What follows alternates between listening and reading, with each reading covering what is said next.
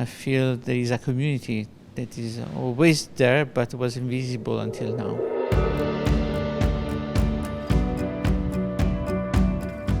This meeting brought a group of like-minded people together to say we're not alone, and maybe it's the beginning of the beginning, to misquote Winston Churchill.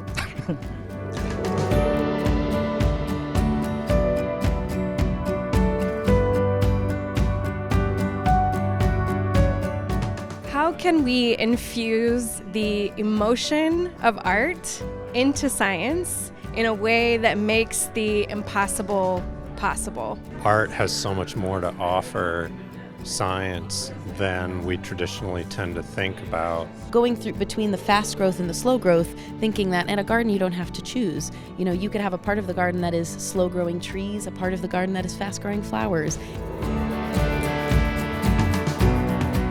Part of this is idea generating, and what this group thinks, part of it is beginning to think about action points. How do we sustain it? He asked the question, why are babies born when they're born? This is a very powerful kind of question.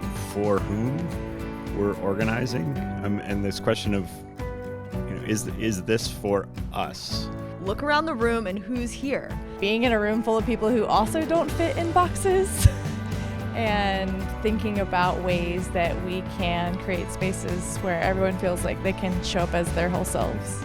How can we make sure that people's basic needs are met so they can be creative and engage in these conversations? You want other voices at the table during the ideation phase and not just on the receiving end. How can we bring in all these really great divergent voices, but also generational voices? We need to learn from their collective wisdom as well.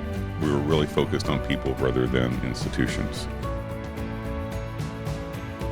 One of the big issues certainly for artists working with science is access to labs and equipment. What does this serve and the community at large? And we have a few people who do community engagement and art, and this is another level of outreach. I'm a community arts educator, and I learn just a few steps ahead or at the same time as the communities and youth I work with. We have a school for science and math of teenagers, and I was thinking, have the teenagers lead projects of undergraduates that are then talking with faculty members. This idea of ambassadors and mentors, this is maybe the first generation, people around this table and people you know.